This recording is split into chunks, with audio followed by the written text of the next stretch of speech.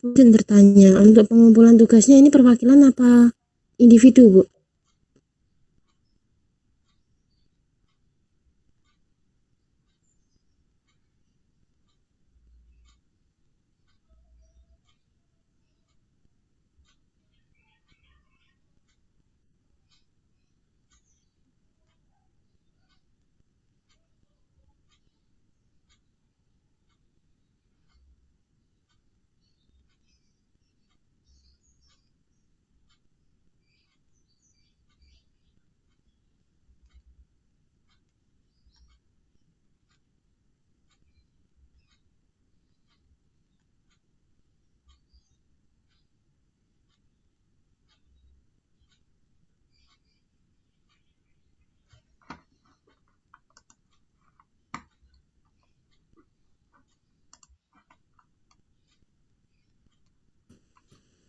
Halo, sudah ya? Udah jam 9 lebih 6. Bu. Mohon izin Bu Anggrek. Yuk, kelompok kasus 1. Siapa yang mau mempresentasikan? Gampang itu, 5 menit aja sebenarnya udah jadi loh.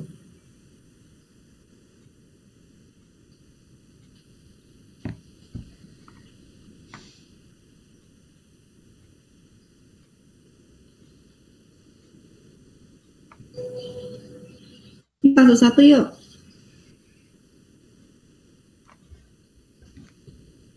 Untuk tugas mengumpulkannya perwakilan saja. Jadi kasus 1, ini kalian mengerjakannya kelompok atau individu? Kalau kalian mengerjakannya individu ya berarti semua mahasiswa harus mengumpulkan. Tapi kalau kelompok silahkan perwakilannya saja. Kasus 1 berarti kelompok 1, kasus 2 kelompok 2, begitu ya.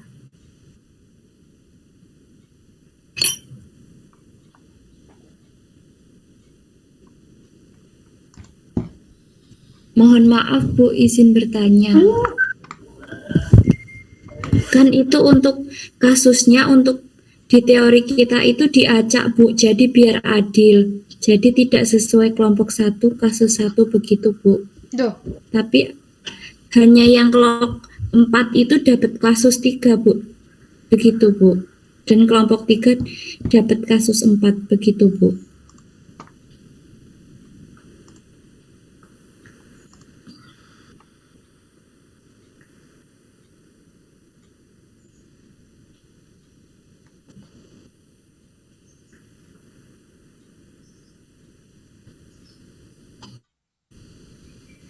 Nah ya kok kalian pada diem ini?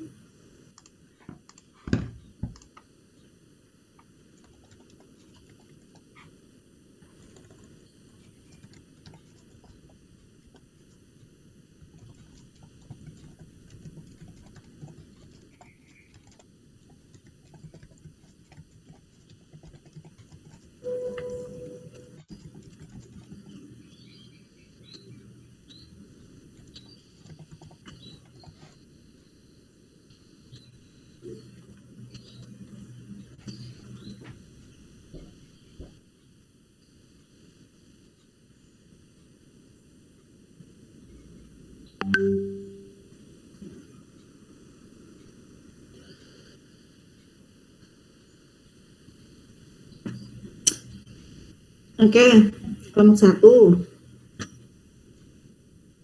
Yuk, silakan. Ini gampang loh. Keluhan utama nyeri bagian ulu hati. Riwayatnya nyeri ulu hati. Nyeri ulu hati, terus apa itu? Yuk.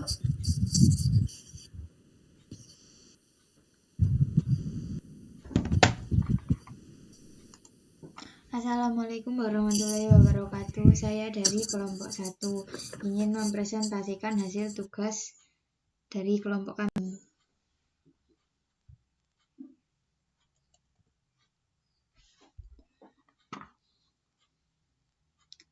Kasus 1, diagnosis klinis dispepsia. Nomor 1, penata laksanaan yang dapat diberikan. Untuk preventif, itu bisa dilakukan dengan menghindari makanan yang mengandung gas seperti kol, lobak, dan nangka. Untuk menghindari makanan yang pedas-pedas itu misalnya makanan yang berlemak, kopi, pokoknya yang mengandung kafein. Kemudian makan secara teratur, mengingat riwayat dari pasien ini makannya tidak teratur. Untuk kemudian yang promotif itu menjelaskan kepada pasien bahwa penyakit ini akan kambuh jika pasien stres atau tidak patuh dengan nasihat dokter. Kemudian menjelaskan komplikasi terburuk dari penyakit ini agar pasien patuh untuk mengonsumsi obat. Kemudian untuk pencegahan, itu disarankan kepada pasien untuk mengatur pola makan seteratur mungkin, kemudian olahraga teratur, menghindari makanan berlemak, kemudian yang menimbulkan gas di lambung, makanan yang pedas, kadar kafein yang tinggi, alkohol, kemudian bisa dilakukan juga menghindari obat yang mengiritasi dinding lambung, kemudian mengelola stres psikologi seefisien mungkin.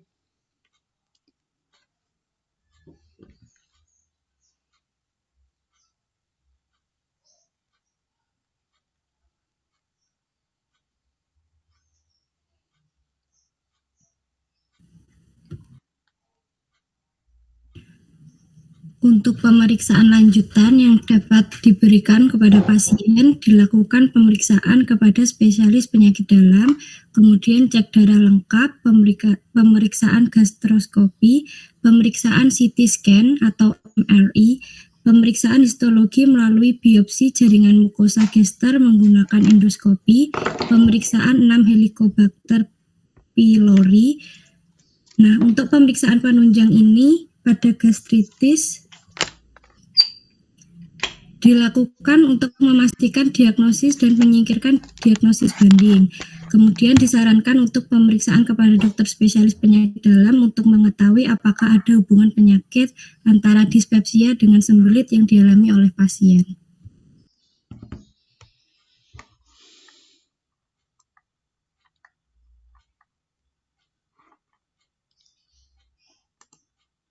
Untuk medikamentosa itu ada resep pertama Milanta dari golongan antacid, minumnya 3 kali sehari 1 sendok makan, 30 menit sebelum makan. Kemudian yang paracetamol itu 3 kali sehari 1 tablet sesudah makan. Tapi tetap diberi jarak waktu dengan makannya. Bu, ini maaf sebelumnya tidak bisa mengumpulkan di adlinknya Bu tadi. Kenapa? Telat Bu. Mau mengumpulkannya itu gak tahu kalau ada batas waktunya gitu loh Bu. Terus waktu mengumpulkannya udah lebih 5 menit. Tapi bisa masuk nggak? Nggak bisa dikumpulkan Bu. Oh, karena itu ya, karena tugasnya sudah tertutup sendiri gitu ya? Iya, ada tenggat waktu. Iya Bu, sudah berakhir. Ya ampun kok ribet ya. Kalau di Google kan kalian masih bisa tetap ngumpul, cuman tertulisnya terlambat gitu ya. Iya Bu. Berarti harus dibuka ya. GC, Bu. Tetap kalian kumpulkan di GC ya berarti ya. Baik Bu. Ribet juga ini si adlink ini. Iya Bu, sulit. Oke. Yuk kita bahas aja ya. Ini sebenarnya simpel banget deh. Kasus 1. Kasus 1 apa? Pasien Nyonya J, 45 tahun, ya, datangnya keluhan utamanya adalah nyeri bagian ulu hati. Dia datang nyerinya itu sejak 1 hari yang lalu gitu. Kemudian dia merasakan nyeri ulu hati setiap pasien itu telat makan. Kemudian dia mual, muntah setiap makan, pusingnya positif. Kemudian pasien juga merasakan perutnya sering kembung. Pasien juga mengeluhkan belum buang air besar dalam 2 hari dan BAK positif, BAK lancar. Pasien mempunyai riwayat suka makan pedas, bla bla bla gitu ya. Nah, penyakit riwayat dahulu tidak ada, penyakit keluarga juga tidak ada. Penggunaan obat-obat juga tidak ada. Pemeriksaan fisiknya semuanya aman. Kesadaran 5 kompos mentis itu sadarannya normal ya. GCS itu 15 itu normal, karena kalau yang tidak normal itu sekitar 3.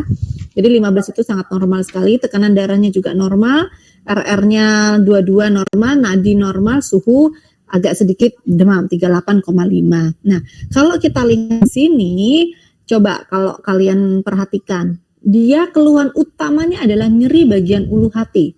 Berarti sudah bisa dipastikan pasien ini akan mendapatkan apa? Mendapatkan paraset. Antasida. Kok tiba-tiba antasida, nyeri ulu hati? Bisa omeprazol, bisa ranitidin. Iya enggak? Cuman untuk memilih ranitidin kah atau omeprazol kah, kita akan lihat dengan keluhan pasiennya. Coba. Pasien telat makan. Pasien juga merasakan mual. Sudah jelas ada peningkatan asam lambung di sana, bahkan dia sampai muntah. Ya, ketika dia sudah sampai mual dan muntah, maka sudah ada tanda-tanda peningkatan asam lambung, boleh dikasihkan antasida. Ya, berarti obat yang diberikan antasida bisa dengan sirup, bisa dengan tablet ya. Tablet berarti sehari 3 kali 1 tablet. Kalau sirup berapa? Kalau sirup antasida sehari 3 kali berapa mili? 15 mili. Nah, 15 mili. Kemudian karena tadi sudah ada peningkatan, kira-kira pakainya ranitidin yang menurunkan atau yang menghambatkan? Yang PPI. PPI menghambat asam lambung, kalau ranitidin menurunkan. Kira-kira yang mana? Ranitidin kah atau omeprazol kah? Yang menurunkan, Bu, ranitidin. Nah, ranitidin kekuatan dosisnya berapa? 1 tabletnya?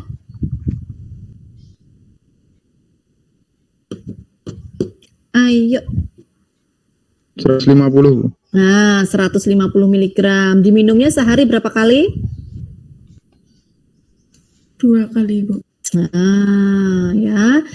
Berarti obatnya ranitidin 2 kali 150 mg. Berarti 1 tablet ya, 1 tabletnya 150. Kemudian ada antasida, kalau yang tablet boleh dengan tablet sehari 3 kali 1 tablet dikunyah, ingat dikunyahnya harus jelas, atau menggunakan sirup 3 kali 15 mili. Kemudian dia ada mual muntahnya, perlu nggak dikasih? Obat mual muntah perlu nggak dikasih? Perlu, Bu. Oke. Mual muntahnya kira-kira apa?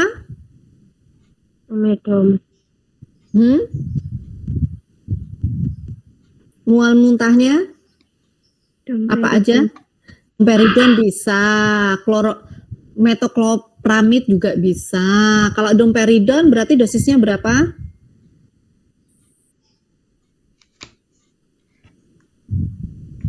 Ayo. Domperidon dosisnya berarti berapa 1 tabletnya?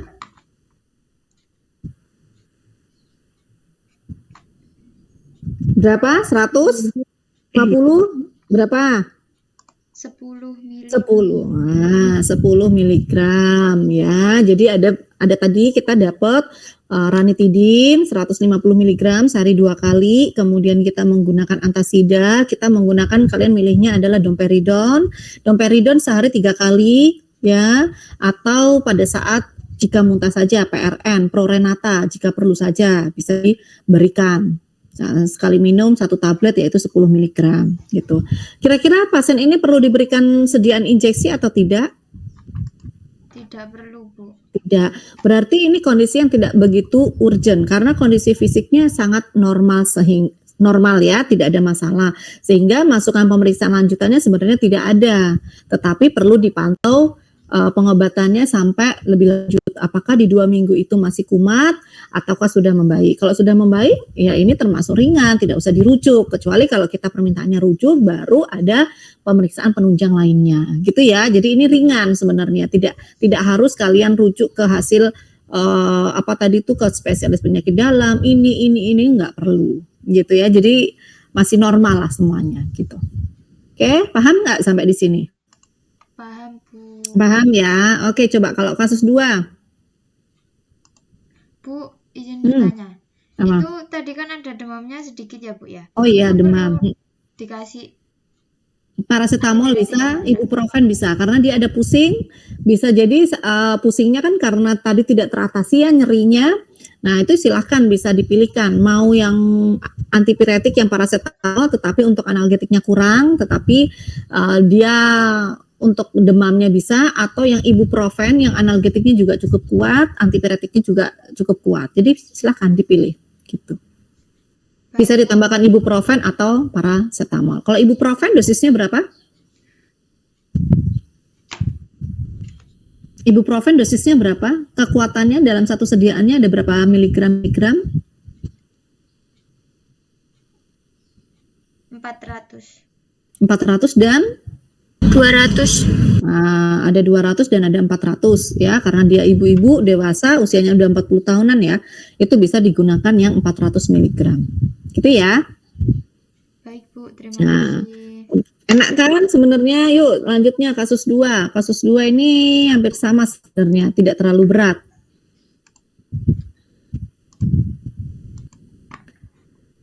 Nyonya H 56 tahun. Nah, keluhan utamanya adalah muntah. Silakan. Kasus 2. Yuk agak cepat. Nggak usah lama-lama, langsung aja terapinya apa gitu ya. Sekarang kita bahas. Nanti Ibu mau menampilkan cara pengerjaannya. Yuk, kelompok 2. Keluhannya muntah, tapi muntahnya ini termasuk muntah yang hebat ya.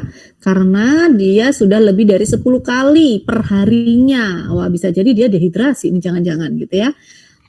Bahkan muntahnya kurang lebih sampai 1 ember. Wow, sejak 1 minggu yang lalu. Bahkan dia juga mengeluhkan di perut bagian ulu hati, mual dan tidak nyaman. Rasa sakitnya tidak berkurang walaupun sudah diisi makanan. Perut pasien merasa seperti kembung sehingga pasien sering bersendawa.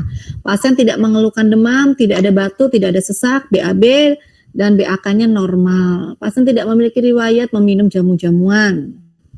Kondisinya aman semua. Pemeriksaan fisiknya normal, suhunya juga normal.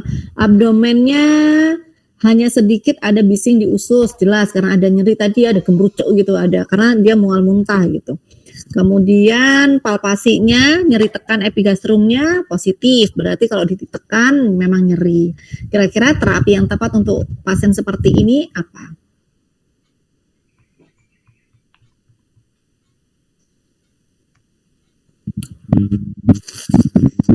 Untuk penata laksanaan yang dapat diberikan yaitu diagnosa pasien mengalami sindrom dispepsia dengan klasifikasi dispepsia non-organik atau fungsional.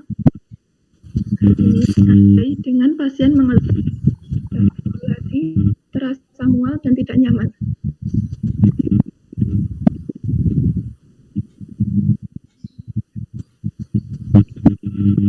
Pemeriksaan lanjutnya, apa yang perlu diberikan untuk pasien? Untuk pemeriksaan lanjutan pada gejala tersebut belum diperlukan. Cukup dengan terapi obat atau bisa menggunakan juga terapi non-farmakoterapi dengan menjaga pola makan, menghindari makanan pedas dan asam. Penata laksanaan farmakoterapi, muntah menggunakan domperidon sehari 3 kali tablet sebelum makan. Untuk nyeri ulu hati menggunakan golongan H2 blocker yaitu ranitidin tablet diminum sehari 2 kali 1 tablet, ditelan sebelum makan atau bisa dikombinasikan dengan golongan antasida untuk menetralkan asam lambungnya, diminum 3 kali sehari, dikunyah sebelum makan. Untuk penata laksanaan non-farmakoterapi, untuk edukasi pasien mengurangi makanan atau minuman pemicu gejala dispepsia, pedas, berlemak, asam, kopi, dan alkohol. Membiasakan makanan porsi sedikit, frekuensi, sering tidak langsung berbaring setelah makan. Elevasi tubuh bagian atas saat tidur dan menurunkan berat badan direkomendasikan.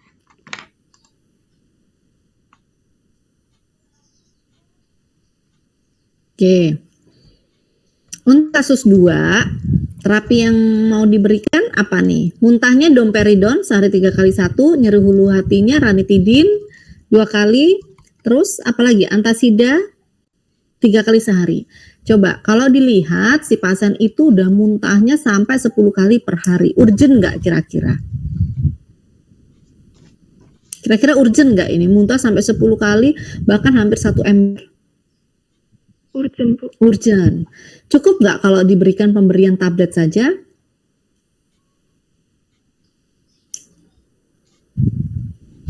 Cukup nggak kira-kira? Untuk menghindari mual muntahnya dengan tablet. Iya, ya kondisi ini sangat urgent sekali. Bisa jadi sampai dia dehidrasi, tapi mungkin karena ukuran dewasa dan tidak ada tanda-tanda dehidrasi, maka dia tidak perlu ditambahkan dengan pengganti cairan gitu ya, obat-obat dehidrasi. Tetapi di sini sudah termasuk yang urgent karena keluhan utamanya adalah muntah. Maka kita bisa memberikan sediaan injeksi untuk mual muntahnya. Nah, untuk sediaan injeksi mual muntahnya kira-kira pemilihannya apa? Yang ada sediaan injeksinya. Bisa ondansetron atau domperidon, Bu? Iya, bisa ondan, bisa domperidon ya. Kalau ondansetron berarti dosisnya berapa? Satu ampulnya? Per ampulnya ada berapa macam dosis? Ada 4 mg, ada 8 mg ya per 2 mili. Jadi bisa digunakan biasanya pasti digunakan adalah dosis yang terkecil terlebih dahulu yaitu 4 mg. Jadi pertama ya kita sudah pegang, kita memberikan ondansetron atau domperidon injeksi karena ini urgent. Pasiennya jangan sampai dia menambah mual muntah menunggu reaksi dari tablet apa ini tadi dipilihkan? Ada 4 domperidon. mg sama 8 mg. Ya, ada 4 dan 8 mg gitu ya. Oke, jadi kita bisa memberikan ondansetron injeksi dengan dosis yang terkecil terlebih dahulu yaitu 4 mg. Kemudian kita lihat dia sudah mual dan muntah berarti asam lambungnya sudah naik, kita bisa memberikan antasida. Ya tadi pilihannya ya bisa dengan tablet, bisa dengan sirup, yang jelas dosisnya udah harus sesuai. Kalau tablet 1 tablet sehari 3 kali, kalau sirup berarti 15 mili sehari 3 kali. Kemudian dilihat ada nyeri tukaknya, apa yang terjadi, bisa nggak kita berikan omeprazol, bisa nggak kita berikan ranitidin, kira-kira mau diberikan omeprazol atau ranitidin? Ranitidin. Kira-kira? Ayo, maunya ngasih ranitidin atau omeprazol?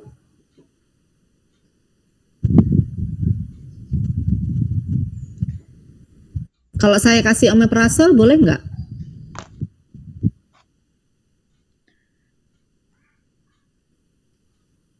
Ayo. Kalau dikasih omeprazol bisa nggak?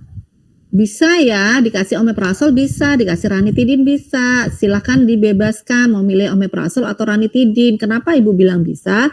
Karena dia sudah meningkat asam lambungnya, tetapi pasien itu masih bisa makan. Ya, tetapi rasa sakit hati itu tidak berkurang walaupun sudah diisi makanan. Berarti kita menghambat kerjanya asam lambung supaya dia tidak semakin naik. Gitu ya. Nah, kita bisa memberikan omeprazol. Kemudian omeprazol berapa kekuatannya satu tabletnya? 30 mg. Berapa? 30 atau 20? 30. Omeprazol 30 apa 20? 20. Sehari berapa 20. kali? Sehari berapa kali? 1 kali. Sehari bisa 1 sampai 2 kali tergantung. Kalau dia misalnya adalah dispepsia fungsional, diagnosanya sudah jelas gitu ya, dispepsia fungsional mungkin bisa sehari 1 kali. Tapi karena ini adalah mual muntah dan diagnosanya cuma dispepsia, ya berarti kita bisa memberikan maksimal sampai 2 kali. Kenapa omeprazol hanya bisa diberikan 2 kali? Bisa nggak diberikan 3-4 kali? Kenapa paracetamol hanya bisa diberikan maksimal 2 kali sehari? Karena apa omeprazol? Pernah tahu bentuknya omeprazol? Kapsul kecil bulat-bulat. Kerjanya lama Bu, diperlambat itu Bu. Nah, Yang dia bentuknya granul ya, tablet granul, berarti dia kerjanya lambat atau dilepaskan secara perlahan-lahan. Jadi lebih aman kita adalah menggunakan omeprazol, sehingga pasien itu sehari minum 1 kali boleh, sehari 2 kali boleh, karena kerja di dalam tubuhnya aman dan dia akan bisa lebih menahan rasa sakitnya lebih lama dan dia bisa makan, tambah bisa makan gitu ya. Sebenarnya keluhannya dia masih bisa makan, tetapi ketika dikasih makan tetap masih sakit gitu. Jadi kita lebih enaknya memilihkannya adalah omeprazol dibandingkan ranitidin. Tapi kalau mau kombinasi bisa, nggak ada masalah. Kalau kalian mau memberikan ranitidin dan omeprazol, yang satu menurunkan, yang satunya menghambat sah-sah saja. Tapi mubazir nggak? Mubazir. Karena apa? Ketika kita memberikan salah satu terapinya saja, bisa ranitidin atau omeprazol, pasiennya juga akan sembuh, fine-fine saja gitu. Tapi kalau kita memberikan sampai kombinasi seperti itu dan dirasa tidak urgent, secara kondisi fisiknya aman-aman saja, ini akan menjadi mubazir. Yang harusnya pasien hanya bisa mendapatkan 2 obat, gara-gara kita pinginnya kombinasi ya jadinya menjadi 3 obat, walaupun nanti outcome-nya sama. Itu ya yang dimaksudkan kenapa kita harus memberikan pemilihan yang tepat. Jadi jangan sampai pasien itu minum obat banyak sebenarnya hasilnya sama gitu ya. Kemudian tadi karena mual muntah yang hebat, ada tidak nyaman di dalam lambung pasiennya, tetapi pasien masih bisa makan, kira-kira perlu nggak penambahan sitoprotektor?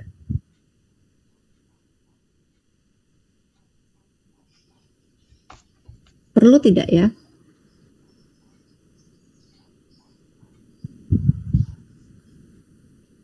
Perlu nggak kalau dikasih yang namanya sukralfat? Boleh nggak dikasih sukralfat?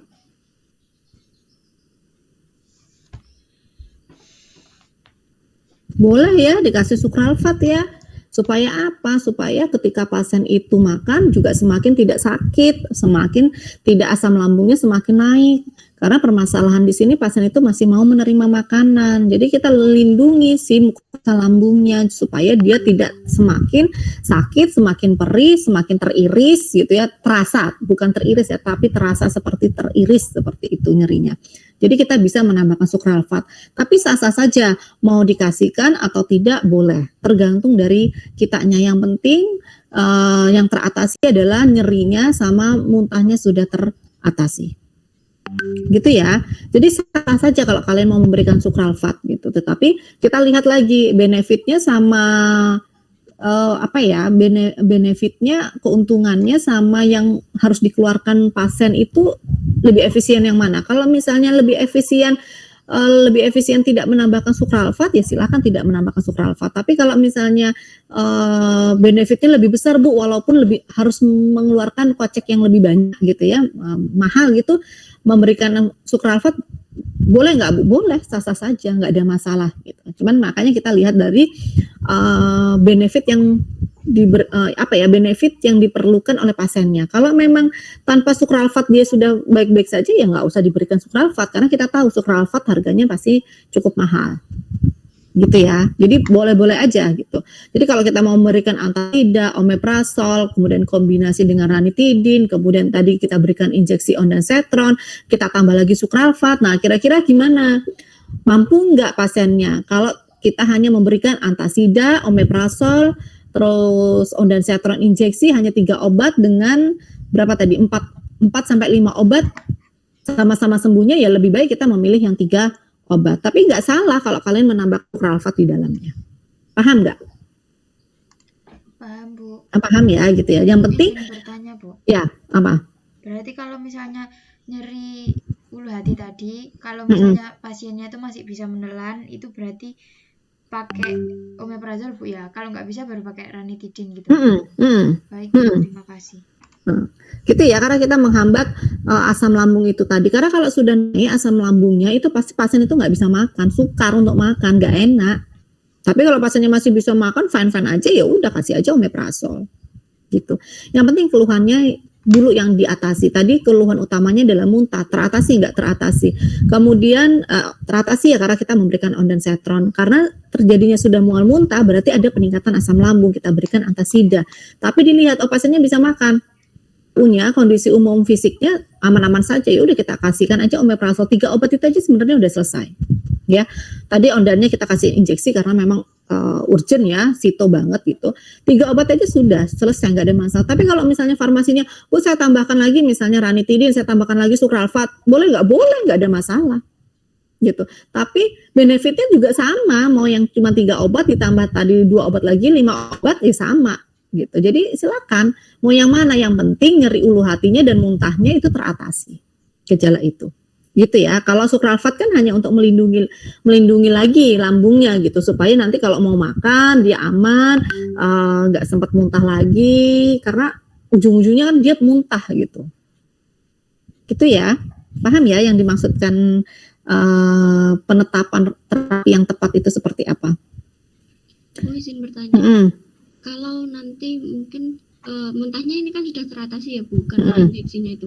Tapi nanti kalau dia muntah lagi kayak gitu, tapi frekuensinya tidak sebanyak yang awal, itu boleh ditambahkan terapi tabletnya Bu?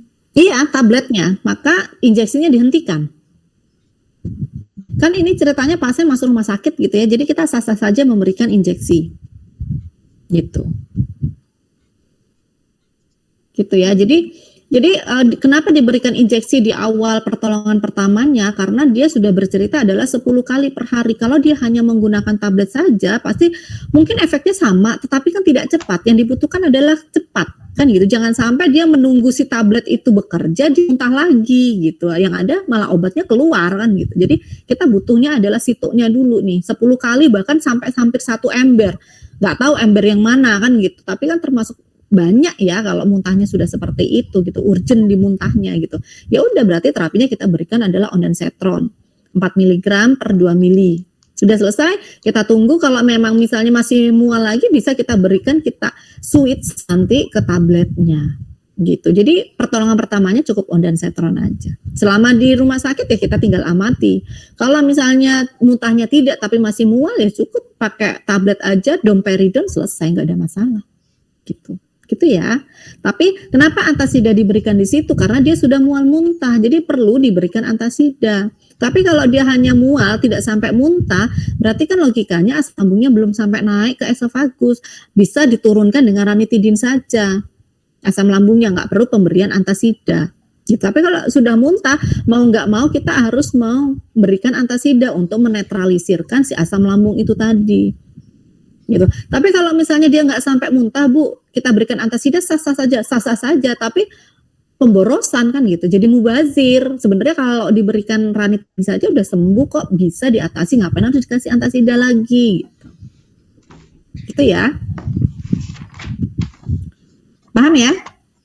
Paham. Oke, sekarang yang ketiga nih, kasus ketiga Tuan.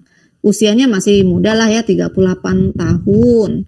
Nah ini keluhan utamanya nyeri ulu hati. Yang positif aja nih, panas, kembung. Nah ini mual, muntah. Muntahnya tidak, hanya mual saja ya. Nyeri kepala, kemudian BAB, BAK-nya aman, tidak punya riwayat. Pemeriksaan fisiknya juga aman, normal, tidak ada. Abdomennya jelas ya, epigastriumnya, nyeri tekannya positif ya karena keluhannya yang memang nyeri ulu hati. Terus yang lainnya tidak ada yang signifikan. Yang tadi kasus 2 perlu dirujuk nggak pemeriksaan lebih lanjut deh? Lupa. Yang kasus 2 tadi perlu nggak dirujuk untuk pemeriksaan lebih lanjut? Aduh. Yo kok menengah itu ini. Perlu ya, karena dia sudah 10 kali, jangan-jangan dia dehidrasi, jadi bisa dicek darah lengkapnya. Jangan-jangan dia muntah hebat sampai 10 kali itu terinfeksi oleh bakteri. Jadi bisa masukkan untuk rujukan lanjutannya, tahapnya adalah pemeriksaan lab. Gitu ya, yang kasus nomor 2 tadi. Oke, yang kasus nomor 3, terapinya apa? Penata laksanaannya?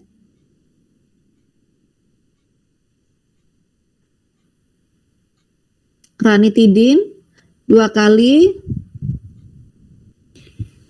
Untuk kasus yang ketiga, penata laksanaannya itu menghindari makanan yang mengandung gas seperti durian, lobak, nangka, menghindari makanan yang pedas-pedas dan makanan berlemak, dan menghindari minum kopi, dan makan secara teratur serta menghindari stres, olahraga teratur, menjelaskan kepada pasien efek atau komplikasi terburuk dari penyakit ini supaya pasien patuh untuk berobat dan istirahat yang cukup. Untuk pengobatannya yaitu dengan ranitidin tablet 2 kali sehari 1 tablet, sehari 2 kali 1 tablet 150 mg sebelum makan, dikonsumsi selama 8 hari. Untuk panas dan nyerinya menggunakan paracetamol bila perlu 3 kali sehari 1 tablet sesudah makan. Untuk plan dan monitoringnya, apabila nyeri semakin hebat dan terjadi muntah, segera dibawa ke puskesmas atau ke rumah sakit. Dan pasien disarankan untuk melakukan kontrol secara berkala ke klinik untuk melihat perkembangan pasien. Untuk pertanyaan yang kedua, tidak perlu dilakukan pemeriksaan yang lebih lanjut. Terima kasih, Bu. Oke, ini malah disuruh ke rumah sakit. Ini pasiennya udah di rumah sakit ya, karena sudah ada pemeriksaan fisik. Berarti kalau sudah melakukan pemeriksaan fisik seperti itu kan dia sudah ke dokter atau ke rumah sakit ya.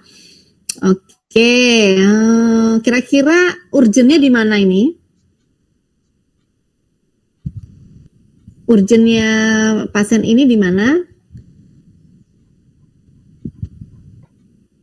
3. Urgennya di nyeri ulu hati ya? Iya, Bu. Oke. Kemudian nyeri ulu hatinya mau dikasihkan apa? Omeprazol atau ranitidin? Kalau menurut kelompok kita lebih baik dikasih ranitidin, Bu. Kenapa? Dia nggak sampai muntah kok. Cuman mual doang. Kalau diskusi di kelompok kita tadi dikasih ranitidin agar pengobatannya lebih bagus begitu, Bu. Nah, ini nanti jadi ceritanya ranitidin lebih bagus dibandingkan omeprazol loh, ya. Ranitidin tadi kan kerjanya adalah menurunkan. Kalau omeprazol apa? Menghambat ya? Atau kebalik, Ibu? Ya, menghambat ya. Oke. Di sini keluhannya pasiennya kembung dan mual, berarti nggak sampai muntah, berarti asam lambungnya kan nggak sampai naik ke esfagus, berarti tidak perlu penambahan antasida, cukup nyeri ulu hatinya.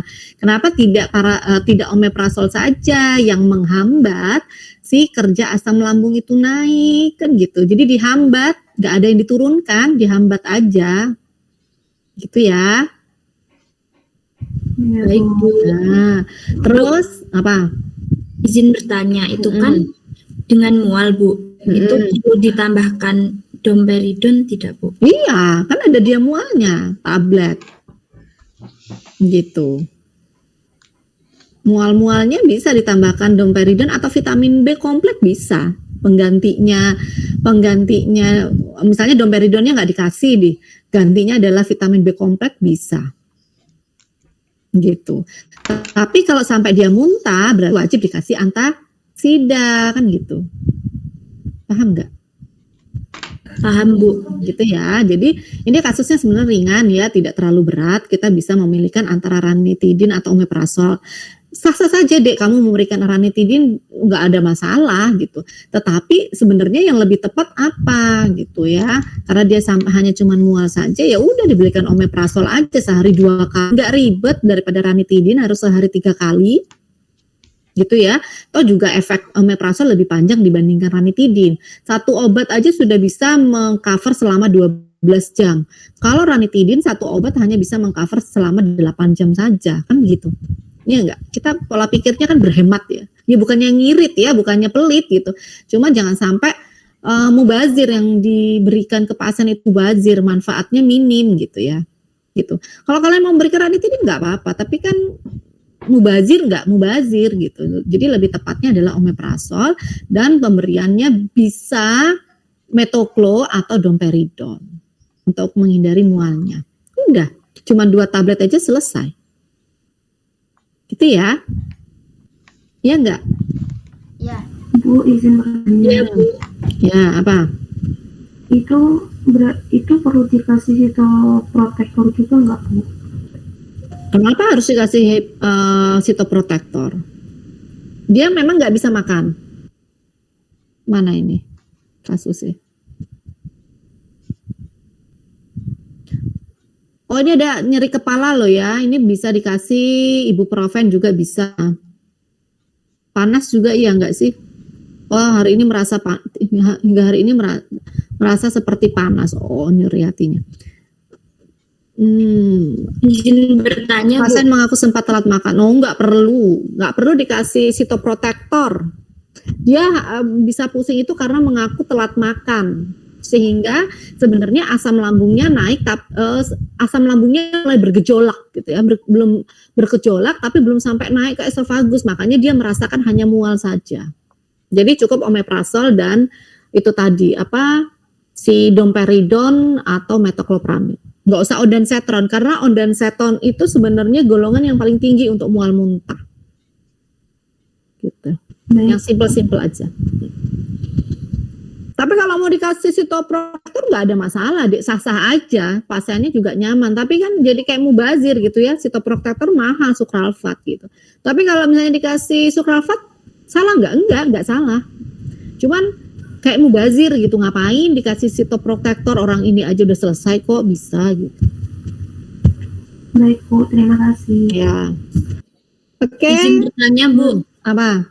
Itu untuk panas yang dimaksud itu demam atau panas di ulu hati ya, Bu? Panas di ulu hati. Panasnya di ulu hati. Jadi dia merasa seperti panas. Jadi kalau kita mau telat makan gitu ya, kalau mau tanda-tanda peningkatan asam lambung itu kan perutnya nggak enak ya, panas gitu ya. Seperti kayak orang habis makan pedes itu kan rada panas tuh perutnya. Nah, mungkin itu yang dirasakannya seperti itu.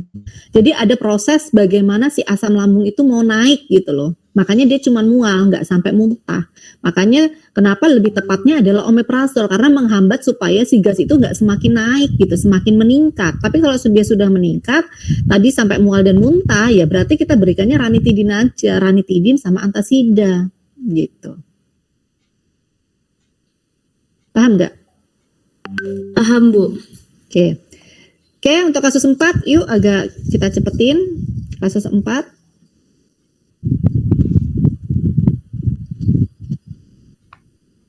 Ini dia udah rumah sakit, dapat resepnya itu.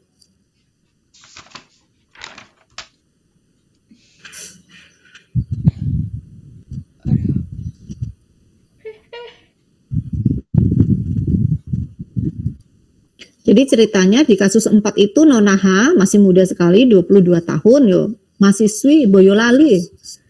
Ayo, siapa sih mau Boyolali? Ini dia keluhan utamanya adalah nyeri ulu hati. Ya, tapi sampai mau muntah-muntah sejak 2 hari yang lalu 3 sampai 4 kali, mual iya, mules iya, keluhan lainnya disangkal. Nah, ini kalau udah disangkal susah nih ya. Kemudian buang airnya lancar lah, nggak ada masalah. Nggak punya riwayat, aman semua, tetapi riwayatnya kebiasaannya adalah makan pedas dan asam. Nih kalian banget nih ya. Pemeriksaan fisiknya semuanya normal, bahkan status gizinya cukup. Jadi nggak kurang gizi, nggak obesitas juga. Tetapi dokter mencurigai, mungkin karena usianya masih muda ya, 22 tahun, ada dispepsia fungsional, gastritis kronis, dan ulcus pepticum. Kemudian akhirnya dokter merujuk untuk pemeriksaan darah. Ternyata setelah pemeriksaan darah semuanya normal gitu ya, tidak ada masalah. Bahkan di endoskopi pun tidak ditemukan kelainan. Jadi dipatahkan nih kecurigaannya si dokter gitu ya. Akhirnya dia dispepsianya hanya fungsional ringan saja. Nah, kemudian penata laksanaannya, resepnya ada infus NaCl, omeprazol, dan kemudian ada domperidon. Ini maksudnya apa, Dek? S20 TPM itu apa?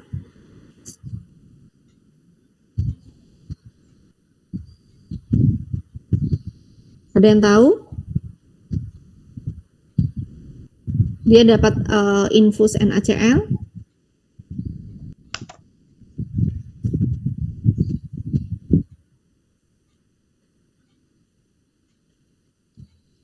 Ini kok diem aja?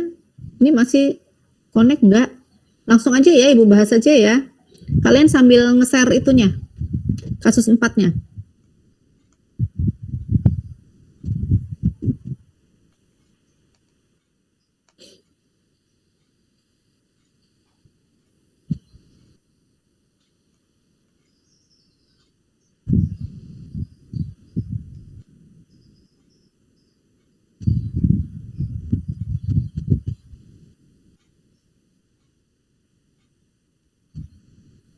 Apa?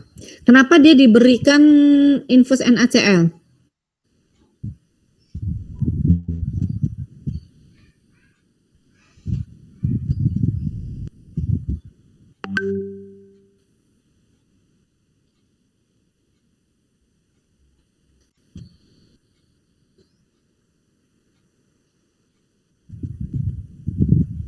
Infus NaCl 0,9%, ada 3 pelabot gitu ya. Aturannya mintanya per menitnya diteteskan 20 tetes per menitnya. Kemudian ada omeprazol 1HAC, ini apa artinya? Ayo farmasi praktis. 1 jam sebelum makan, Bu. Apa? AC itu apa? Antikoenam. Antikoenam. Oke, kemudian ada domperidon ya, setengah jam sebelum makan, antisoenam ya. Oke, kira-kira tepat nggak pemberiannya ini?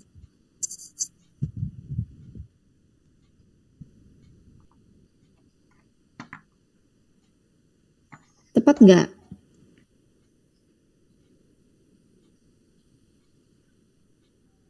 Diberikan omeprazol tepat?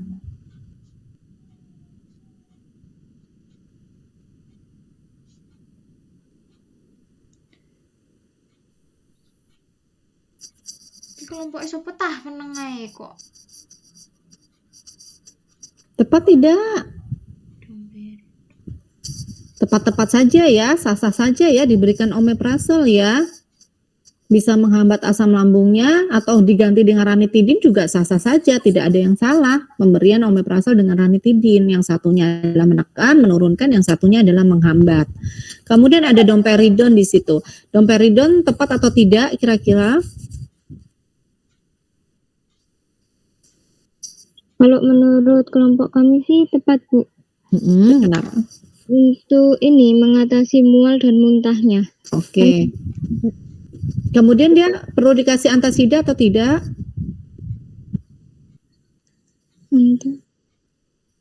Perlu, Bu.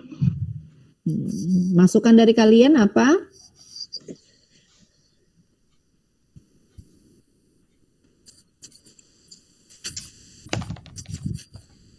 Perlu ya, dikasihkan ya. Jadi infus NaCl tidak salah di situ untuk menggantikan sebuah cairan, karena mungkin pasien rawat inap, kita tidak tahu dokter mengindikasikannya kenapa harus diinfus, karena kebanyakan memang pasien yang rawat inap ya harus diinfus begitu ya. Jadi wajar untuk menggantikan cairan gitu.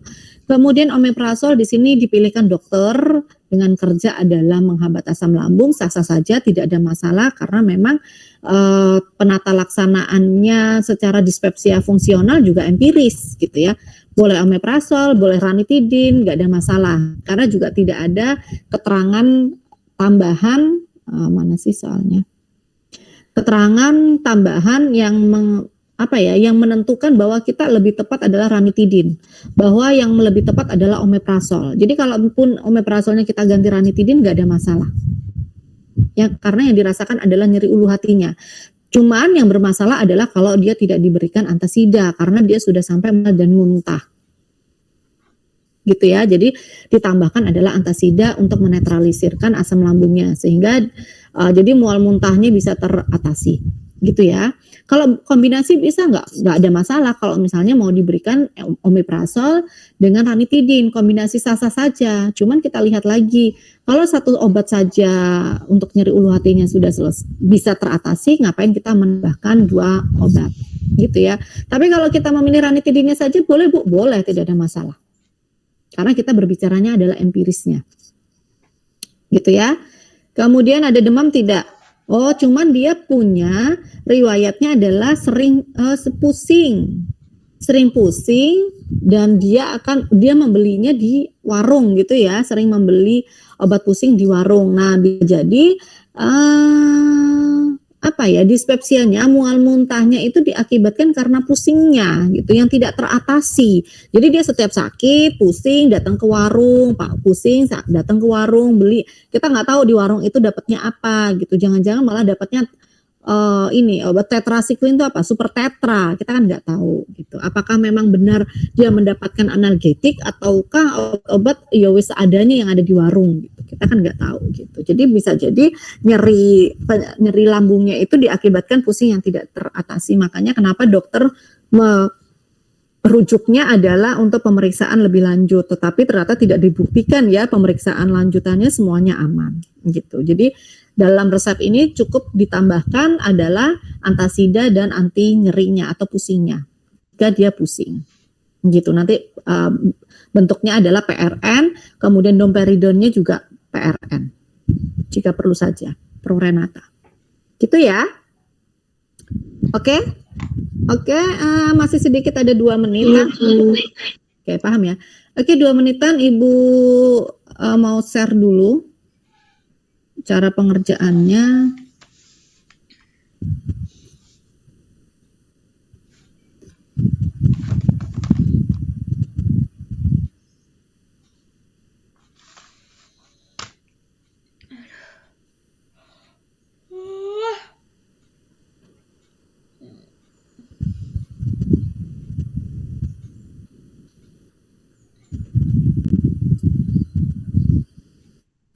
Oke, udah ya. Sudah kelihatan, Bu. Oke. Untuk pengerjaannya ada metode SOAP. Mungkin nanti minggu depan kita lebih spesifik ya nanti untuk pengerjaan kasus dengan metode SOAP karena ini masih pemanasan. Oke lah gitu. Oke, SOAP, penyelesaian secara SOAP itu S-nya adalah subjektif. Mungkin tadi sudah membaca ya. Kemudian O-nya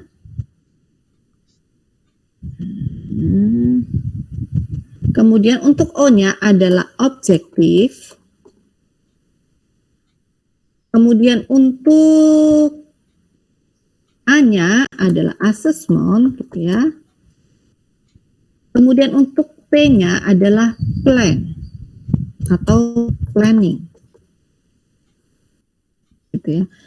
Oke, kita bahas dulu yang namanya SOAP, subjektif, perlu kalian ingat, subjektif itu adalah sebuah keluhan pasien yang tidak ada nilai ukurannya, tidak ada nilai normalitasnya.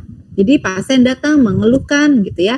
Jadi subjeknya adalah pasien datang mengeluhkan nyeri gitu ya, mual, muntah, bla bla bla bla bla. Gitu. Itu adalah subjektif S-nya. Kemudian kalau yang objektif itu adalah sebuah angka yang ada nilai normalitasnya. Misalnya tekanan darah. Ibu singkat, tekanan darahnya berapa? 120/80 misalnya. Kemudian RR-nya, respirasinya 20 kali per menit gitu ya. Kemudian suhu. Berapa suhunya? 37. Gitu. Kemudian ada hasil lab. Nah, ini masuk dalam objektif, data objektif.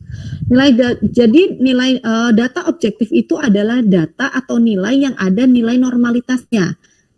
Tekanan darah ada nilai normalitasnya, RR respirasi rate-nya ada nilai normalitasnya, suhu itu ada normalnya, hasil lab juga ada nilainya. Jadi kalau misalnya pasien itu seperti kasus nomor 4 yang ada nilai labnya, ya ini ditulis di dalam objektif.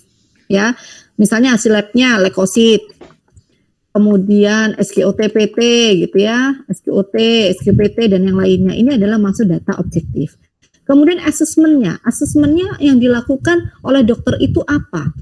Misalnya asesmennya yang dilakukan adalah nyeri ulu hati. Ya, nyeri ulu hati yang diobati adalah omeprazol. Kemudian mual muntah adalah domperidon gitu ya. Gitu. Kemudian demam, ini permisalan. PCT gitu. Nah, ini adalah asesmennya. Nah, kemudian dari asesmen ini kita akan mengamati penilaian kita apakah nyeri ulu hati sudah tepat atau tidak. Jadi nyeri ulu hati, tepat.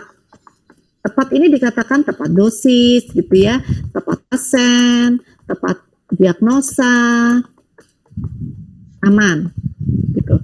Kemudian misalnya ada demam, dia pasien demam tetapi tidak diberikan oleh dokter, tetapi tidak diberikan. Nah, nanti akan masuk di dalam adalah planning. Planning kita demam diberikan PCT. Ya, kemudian dia kayak tadi dia ada mual muntahnya, tetapi kok nggak dikasih antasida ya di sini. Ya, mual muntah diakibatkan peningkatan misalnya asam lambung. Maka planning kita adalah menambahkan antasida. Ini lengkap, harus beserta dosis dan frekuensinya.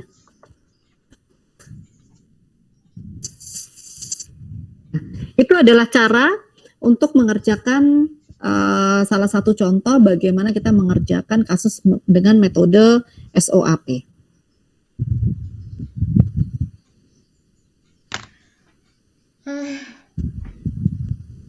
Oke, itu paham?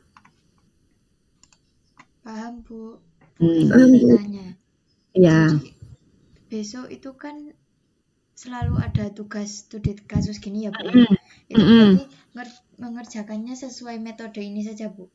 Iya, metode SOAP. Karena hari ini permulaan nggak apa-apa, tapi untuk minggu depannya kita langsung, karena tadi kan kita kepotong ya untuk penjelasan pendahuluan, RPP, apa tadi kontrak, untuk minggu berikutnya 1 jam penjelasan, 1 jam tugas, 1 jam pembahasan seperti ini. Baik, Bu, terima kasih. Bu, Oke. kemudian berarti harus cari itu ya, Bu, nilai normalitas buat yang objektif itu, Bu? Iya, enggak kan biasanya nanti hasil data lab kan ada toh, nilai rujukan, kemudian hasil, nah kan dilihat setiap rumah sakit itu nilai labnya berbeda.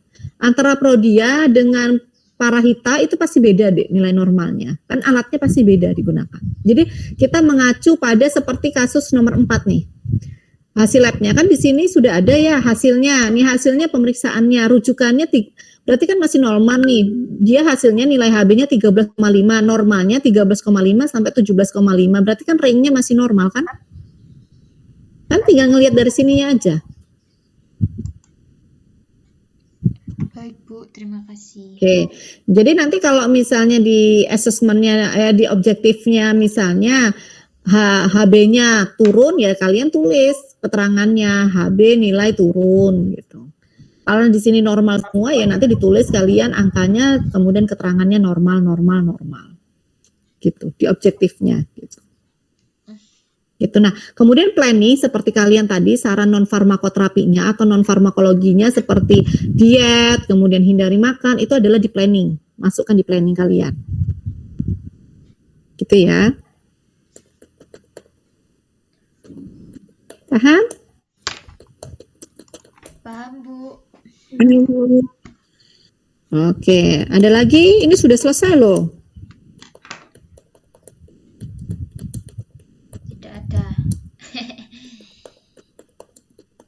Sudah, Bu. Oke, sudah ya.